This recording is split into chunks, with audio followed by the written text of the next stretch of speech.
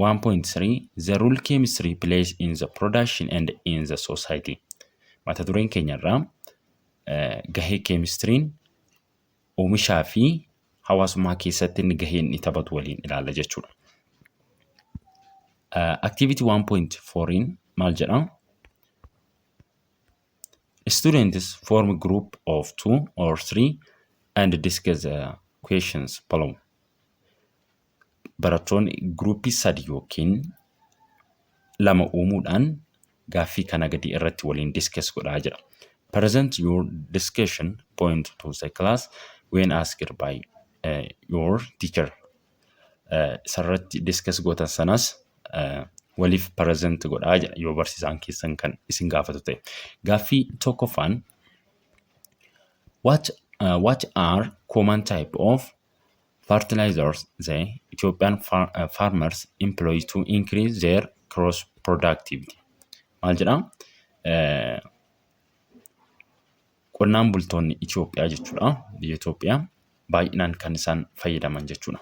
Callaa guddistuu kan isaan fayyadaman baay'inaan kan akka yuuriyaa, kan akka daabbiiti kan jechuudha kan isaan fayyadaman. Isaani kan nu gaafatan maalidha kan isaan productivityidhaaf yookiin oomishtummaa isaa dabaluuf kan isaan fayyadaman maayinni jedhee isin gaafata. Caalatti kan fayyadaman egaa qonnaan bultoonni Itoophiyaa kan akka yuuriyaa fi kan akka daabbiiti caalaa kan fayyadaman. Gaaffii lammaffaan immoo give some example of householding materials that are used for cleaning, baking, defo dabbos, disinfecting, salad, preserving raw meats and hair treatment. Example isaa kennaa isiniin jedha. Kan akka wanniidhaaf qulqulleessu waan adda addaa ittiin qulqulleessu maatiroota tokko tokko ittiin qulqulleessinu meeshaawwan mana keenya keessa jiran kan ittiin qulqulleessinu maalidha? Isaan example isaa kennaa jedha. Mana keenya keessatti egaa saamunaawwan garaagaraa ta'uu danda'a. Saamunaawwan dhangala'oon ni jiru. Isaanis ta'uu danda'a. Maatiroota tokko tokko kan ittiin qulqulleessinu isaan fakkeenya kennaa isiniin jedha. Hedduu isaa kennuu dandeessu. Akkasumallee daabboo tolchuudhaaf paawudarii akka daabboon sun bukaa'uuf dafee bukaa'uuf paawudariin fayyadamnu jira. Isa maqaa dha'uu dandeessu. Akkasumallee nyaanni akkan hin aloofneef yookiin akka hin banneef foolii badaa akka hin kennineef wantoonni fayyadamnu ni jira keemikaalonni jechuudha. Isaan maqaa dha'uu dandeessu. Kan akka mataa keenyallee rifeensa mataa keenyaa jechuudha. Rifeensa mataa keenyaa kan dibannu isaanis hedduu isaanii maqaa dha'uu dandeessu. Fakkeenya fudhachuu dandeessu jechuudha. Gaaffii sadaffaan immoo what type of medication traditional and modern are used to treat the various diseases you know? Egaa yeroo nu dhukkubu modernis haa ta'u traditionalis haa ta'u wanti nuti fudhannu yeroo nu dhukkubu jechuudha. Taayipoota isaanii barreessaa isiniin jedha. Warra waan beektan barreessaa isiniin jedha. Yeroo nu dhukkubu karaa aadaas haa ta'u karaa ammayyaas qoricha nuti fudhannu ni jiru. Isaan hamma beektan tarreessaa isiniin jedha. Tarreessuu dandeessu jechuudha. Naannoo keessan keessatti yeroo isin dhukkubu hedduu isaa tarreessuu dandeessu. Gaaffii arfaffaan what are common type of fuel that are sold in the gas station? Gas stationii deemtanii yeroo bitanitti gosoota adda addaa ni jira gaazonni jechuudha. Gaazonni sadarkaa ni qabu.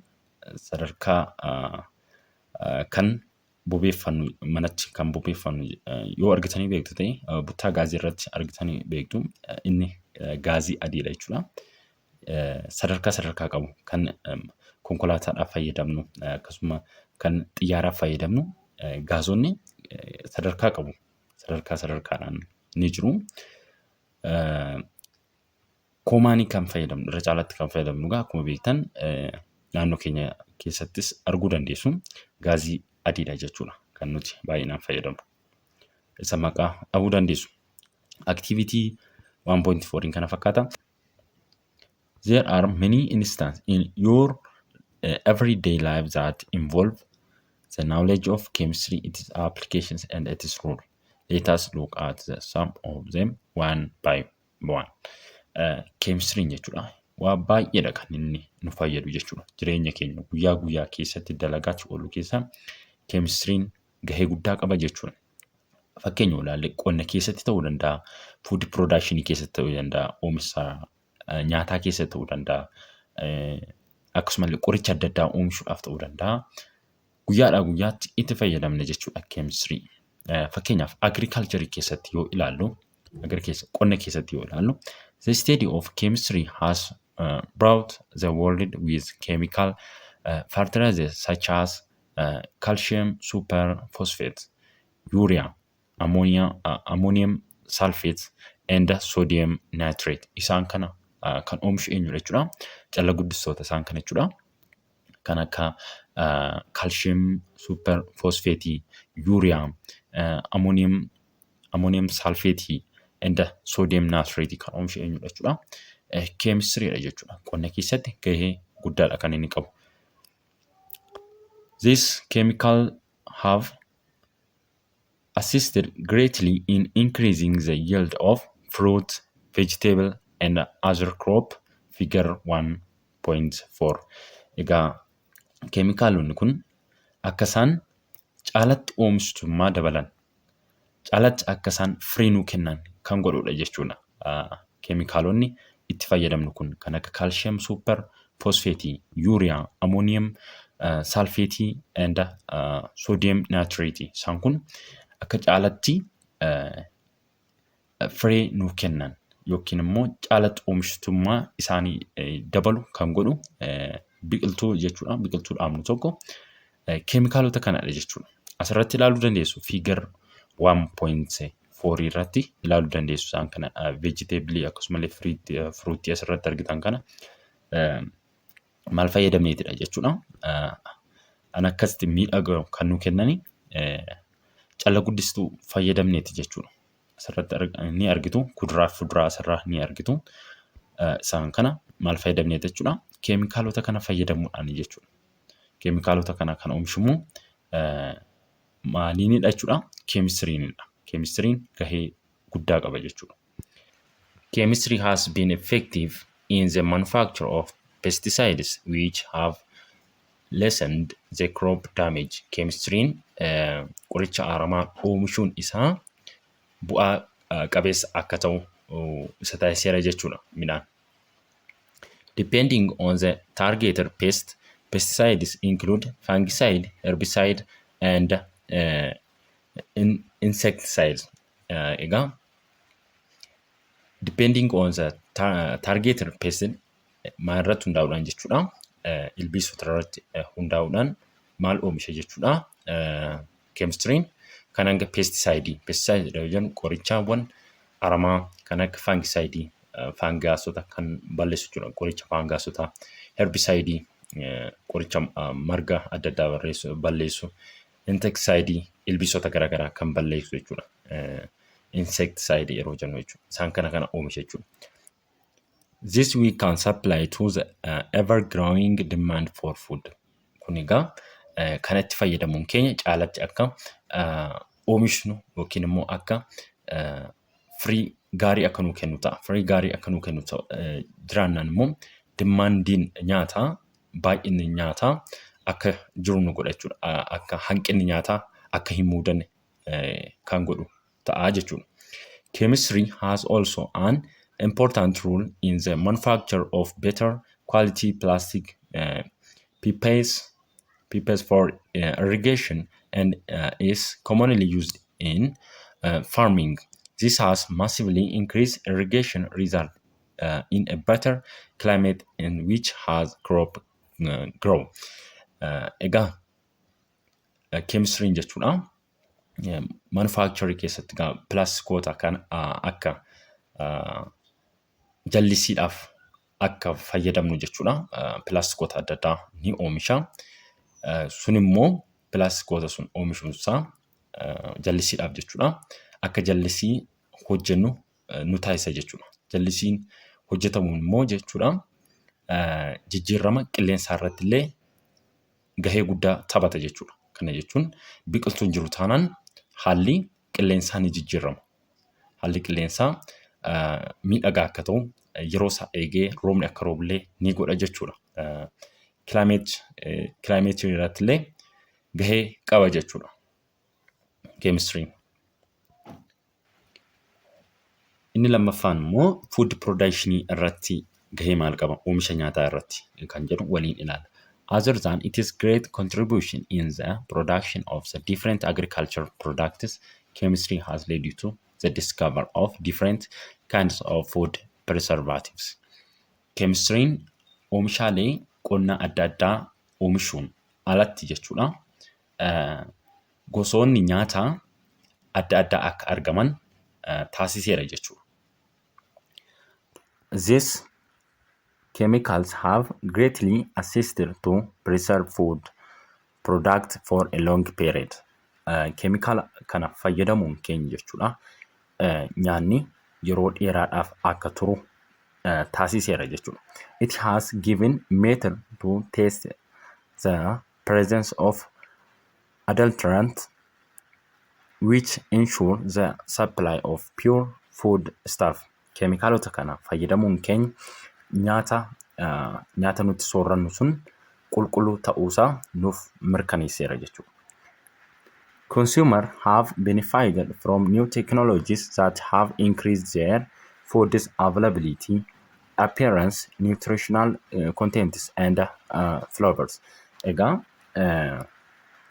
yeroo keemikaalota kana fayyadamnu nyaannu sun akka hin banne kan godhudha. Akkasumallee nutrition isaa qabatee kan turudha jechuudha. Nyaata madaalamaa ta'uusaa mi'aawasaa qabatee kan turu isa taasisa jechuudha.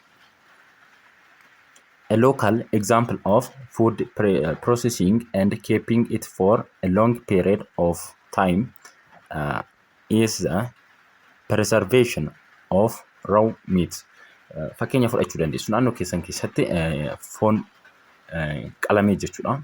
Foon qalamee yeroo dheeraadhaaf akka turu gochuudhaaf keemikaala fayyadamtu jechuudha. Keemikaala sana yeroo fayyadamtan nyaanni sun osoo hin alaayin akka turu kan taasisudha jechuudha. Fiigarii asirratti argitan kun egaa akkuma asirratti argitan kuduraa fi muduraa asirratti argitan maal fayyadamuudhaan jechuudha. Calla guddistuu adda addaa fayyadamuudhaan akkasumallee qorichoota aramaa garaagaraa fayyadamuudhaan kan oomishamedha jechuudha. Ittaansuudhaan activity 1.5 argina. Innis maal jedha? Students form a group of 2 or 3 and discuss the questions below. Present your discussion point to the class when asked by your teacher. Gruppii 2 yookiin 3 uumuudhaan gaaffii kana gadi irratti waliin discuss godhaa jedha. Erga waliin discuss gootanii boodas waliif present godhaa yoo barsiisaan keessan kan isin gaafatu ta'ee jedha. Gaaffii tokkoffaan what are the common pests that damage crop in your locality? Naannoo keessan keessatti ilbiisota biqiloota damage godhan eenyu fa'aa jedha. Tarreessuu dandeessu hamma beektan jechuudha. Lammaffaan what are the common herbs that reduce the production of food in your locality? Egaa waa baay'ee isaa tarreessuu dandeessu jechuudha. Maal isin gaafata? Naannoo keessan keessatti biqiltoota adda addaa ni dhaabdu. Isaan yeroo biqiltoota sana dhaabdanitti aramaawwan ni jiru. Aramaan sun maal godha jechuudha? Akka inni firii gaarii hin kennine godha jechuudha. Firii gaarii akka hin kennine kan godhu isaan tarreessitu jechuudha. Sadaffaan immoo what are the commercial and traditional pesticides and herbicides used by the local farmers? Egaa naannoo keessan keessatti qonnaan bultoonni ni jiru. Karaa aadaa pestisaayidii fi herbisaayidii akka isaan itti fayyadaman jechuudha. Qoricha aramaa fi qoricha aramaa jechuudha. aramaa fi akkasuma marga tokko akkamitti akka isaan itti fayyadaman karaa aadaa jechuudha. Isaan maalidhaa isiniin jedha. Karaa aadaa akkamitti akka isaan itti fayyadaman tarreessuu dandeessu jechuudha. Meedisinii keessatti immoo gahee maal qaba kan jedhu, keemistiriin gahee maal akka inni taphatu waliin ilaallaa. Chemistry has provided mankind with a large number of life-saving medicines. Egaa keemistiriin qorichoota adda addaa ni oomisha. Egaa yeroo dhukkubu tokko, dhibeen tokko yeroo nu qabatutti qorichoota adda addaa ni fayyadamna. Yeroo sanatti lubbuu keenya baraaraa jechuudha. Kanaafuu qorichoota oomishame sun akka lubbuu baraartuutti ilaalla jechuudha. Kanaafuu life saving jechuudha. Lubbuu baraartoota jechuudha qorichoonni sun. We could find the cure for dysentery and pneumonia as a result of the discovery of sulfur drug and penicillin. Egaa dhibeedha jechuudha isaan kun. Dysentery fi pneumonia ni jennu kun dhibeedha. Dhibee kanaatiif immoo maaltu argameera jechuudha. Sulfur drug and penicillin kan jedhamu kanatu qoricha ta'aafi jechuudha. Dhibee kanaaf qorichi eenyudha jechuudha. Sulfur drug and penicillin isaan kanaaf dysentery fi pneumoniaadhaaf isaan kun argameeti jira jechuudha. Dhibee kanaaf qoricha kan ta'u isaan kun discover ta'eeti jira, argameeti jira jechuudha. Sulfur drug fi penicillin. Besides this life-saving drug like cisplatin and Taxol are effectively for cancer therapy, and AZT is used for AIDS victims. Egaa qorichoota isaan kana jechuudha. Cisplatin fi Taxolii maaliif fayyadamna? Kaanseriidhaaf fayyadamna jechuudha. Dhibee kaanseriidhaatiif kan fayyadamnu cisplatin fi Taxolii warreen jedhama qorichoota isaan kana jechuudha. And AZT is used for AIDS victim. Qoricha AZT ishii jettu kana immoo nama AIDSdhaan qabametu itti fayyadama jechuudha. Guutummaatti irraa fayyasuu hin taane maal ta'a jechuudha. Namni AIDSdhaan qabame tokko maal fudhata? AZT kan jedhamu kana fudhata. Yeroo fudhatu gaa akka qorichoota kaanii guutummaatti irraan fayyu jechuudha. Egaa maaliif AIDS'n haga ammaatti HIV AIDS'n jechuudha haga ammaatti qoricha hin arganne akkuma beektan. Kanaafuu AIDS'n sun faana HIV AIDS'n sun faana ture jechuudha namni sun. Maanni qoricha kana kan inni fudhatu vaayirasiin HIV'n sun jechuudha akka inni hin babal'anne akka inni waliin hin horre godha jechuudha. AZT'n kun malee guutummaatti qaama isaa keessaa balleessuu hin danda'u jechuudha. Also, AZT does not cure HIV AIDS. It fights the multiplication of the virus, thereby prolonging the life of the victim. Akkuma dura isiniin jedhe egaa guutummaatti qaama namaa keessaa balleessuu hin danda'amu jechuudha HIV AIDS. Maanni AZT'n kun maal godha jechuudha? Vaayirasiin sun akka hin baay'anne akka waliin horre godha jechuudha. Saayikilii isaati kan inni balleessu. Saayikilii vaayirasii sanaati kan inni balleessu. Guutummaatti irraa fayyuun hin danda'amu jechuudha. HIV AIDS, as we know, is a pandemic that has no curative medication. Akkuma beekamu gaa HIV AIDS'n qoricha hin qabu jechuudha guutummaan guutuutti irraa fayyuudhaaf. We need to prevent ourselves from this killer disease by being abstain, be faithful, or reduce the number of your sex partners and or use a condom. Egaa baay'een keessan ni beektu waa'ee HIV AIDS jechuudha. Akkamitti akka ofirraa ittifnu, akkamitti akka dhibeen kun hin babal'anne akka ittisnu jechuudha. Hedduun keessan beektu. Walquunnamtii saalaa daangaa qabu gochuu akkasumallee yeroo walquunnamtii saalaa koondomii fayyadamu isaan kana gochuun dirqamadha jechuudha.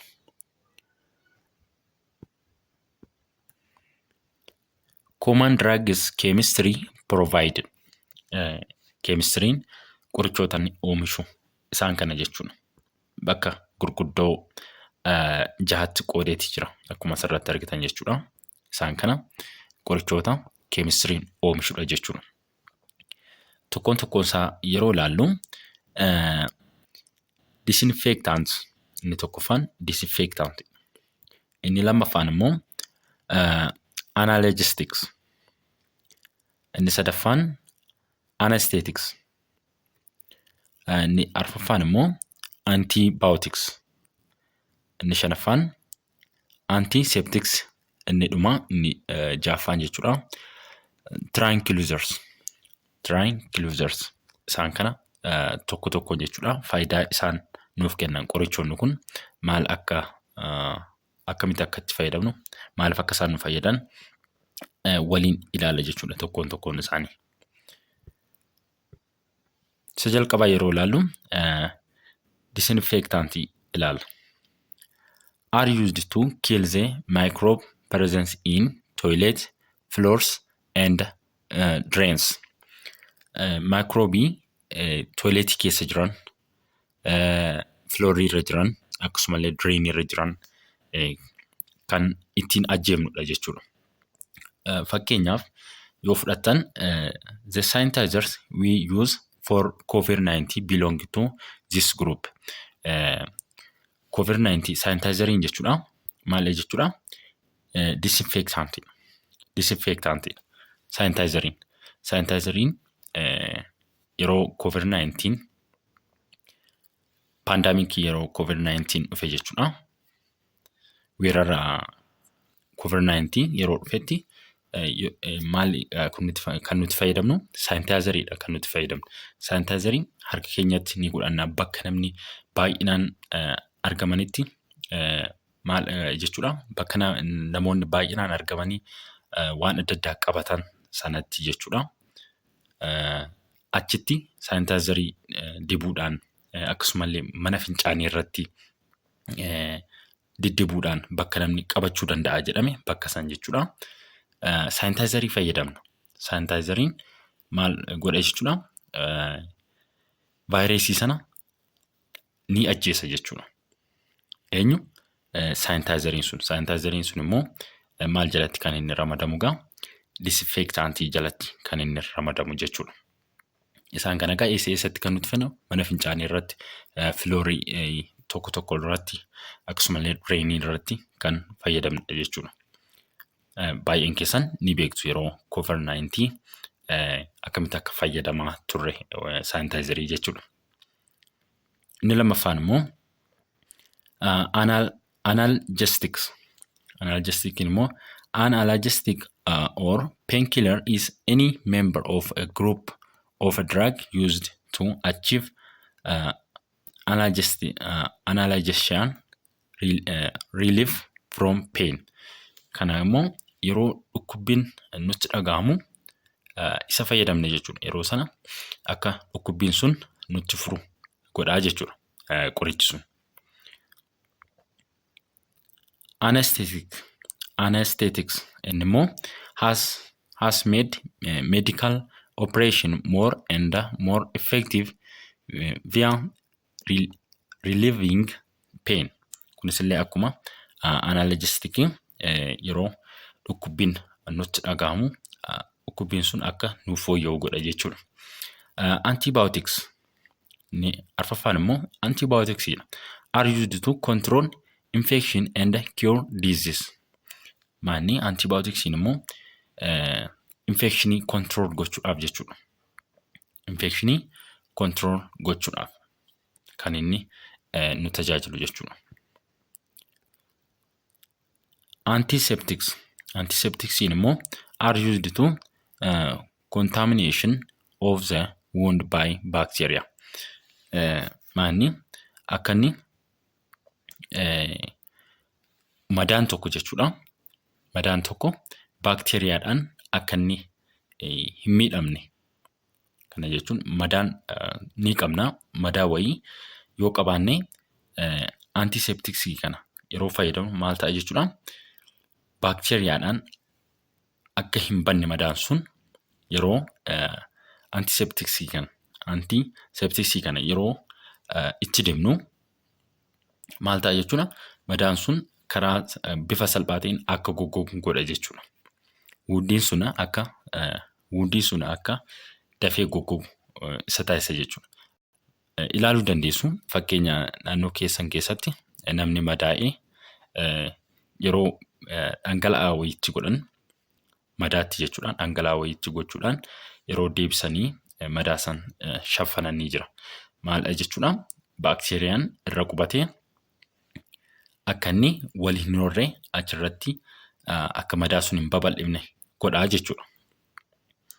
Inni itti aanu inni dhuma tranquilizers immoo to reduce tension and bring about calm and peace to patients suffering from mental disease. Kun immoo nama akkamitti fudhate jechuudha. Nama baay'ee dhiphateeru yookiin nama baay'ee sammuun isaa baay'ee tenshinii ta'eeru jechuudha. Isaantu fudhata jechuudha. Akkasumallee nama meentaalii sammuun isaanii xinnoo rakkoo godhate isaantu fudhata jechuudha. Yeroo fudhatanitti maal ta'a jechuudha. Akka sammuun isaanii boqotan godha jechuudha. Naannoo keessan keessatti arguu dandeessu namoonni tokko yeroo meentaalii xinnoo rakkoo godhatu maal godhu jechuudha. Qoricha sana fudhatu. Yeroo sanatti ni tasgabbaa'u jechuudha.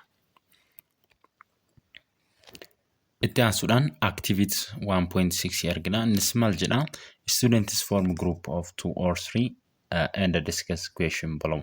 Present your discussion point to the class when asked by your teacher. Gaaffii kana gadi irratti gruupii uumaatii gruupii 2 yookiin 3 uumaatii irratti discuss godhaadha. Isarratti discuss gootan sanas present godhaa yoo barsiisaan keessan kan isin gaafatu ta'ee jedha. Gaaffii tokkoffaan search on the internet or from other source and find the example of analgesic, antibiotics, tranquilizers, antiseptics, disinfectants, anesthetics, and insecticides. Isaan kana fakkeenya isaa tarreessaa jedha. Tokkoon isaan kana jechuudha. Fakkeenya isaa maalirraa kan isin barbaadani? Internet irraa yookiin immoo kitaabota garaagaraa irraas ta'uu danda'a. Hedduu isaa tarreessuu dandeessu jechuudha. Gaaffii lammaffaan describe the composition and preparation of hand disinfectant or hand sanitizer. Egaa maalirraati kan isaan walitti makamanii qophaa'an? Qophiin isaa akkamidha? Eenyu faana walitti makama kan jedhu describe godhaa isiniin jedha sanitizerii. Sanitizeriin egaa akkuma beektan irri caalaan isaa persentiin baay'een isaa jechuudha. Maal kan inni of keessaa qabu? Alkooliidha jechuudha. Building construction materials. Egaa construction keessatti ijaarsa keessatti chemistry'n gahee maal qaba kan jedhu waliin ilaalla jechuudha. By providing building resources such as glass, steel, cement, chemistry helps in the construction of safer house and multi-story structure. Chemistry'n kan akka glaasii, kan akka steelii, cementii oomisha jechuudha. Kan akka fuullee, kan akka sibiilawwan garaagaraa akkasumallee simintoo oomisha jechuudha. Isaan kana immoo maalitti fayyadama jechuudha? Mana ittiin ijaaru ijaarsa garaagaraattiin hojjechuudhaaf kan itti fayyadamnudha jechuudha. Kan akka fuullee, kan akka sibiilota adda addaa fi simintoo jechuudha. It also helps in the construction of long-lasting and durable dam and bridge. Egaa yeroo dildilawwan garaagaraa akkasumallee hidhaawwan garaagaraa yeroo hojjennu yeroo dheeraadhaaf akka turan kan nu gargaarudha jechuudha. Chemistry'n inni hojjenne sun bridge'n sun jechuudha. Dildilli sun akkasumallee hiini sun hidhaa tokko asirraa ilaaluu dandeessu. Fiigarii kanarraa jechuudha. Yeroo dheeraadhaaf akka turu kan nu gargaarudha jechuudha keemistiriin. Yeroo dheeraadhaaf isa tursiisa jechuudha.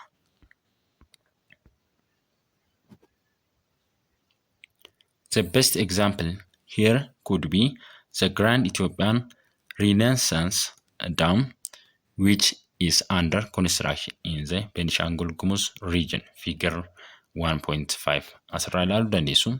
Kuni hidha laga Abbayyaati. Benishangul Gumuz keessatti kan inni argamu regionii Benishangul Gumuz keessatti. Akkuma asirraa argitan egaa keemistiriin as keessatti egaa gahee guddaa taphata. Akkuma asirratti argitan asirratti kun istiilii baay'ee as keessatti argama. Sibiilawwan gurguddoo as keessatti kan inni argamu. Akkasumallee simmintoo sadarkaa isaa eeggate itti fayyadamuudhaan kan isaan hidha kana hidhan jechuudha. Egaa istiilonni kun akkasumallee simmintoon itti fayyadamnu kun yeroo dheeraadhaaf akka turu godha jechuudha. Kana kan qoratu keemistiriidha jechuudha.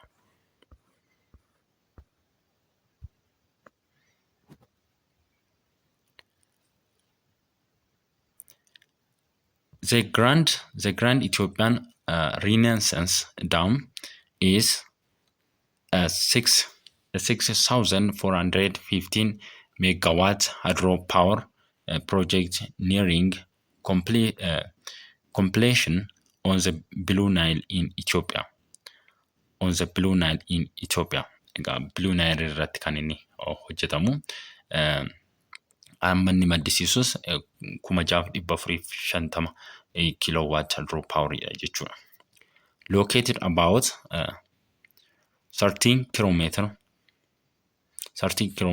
upstream of the border with Sudan. It will be longest hydropower project in Africa. Egaa daangaa Sudan irraa kiiloomeetira 30 seenee gara Itoophiyaatti jechuudha. Bakka sanatti kan inni argamu jechuudha. Egaa projektiin kunis Afrikaa irraa isa guddichadha jechuudha. Isa guddichadha.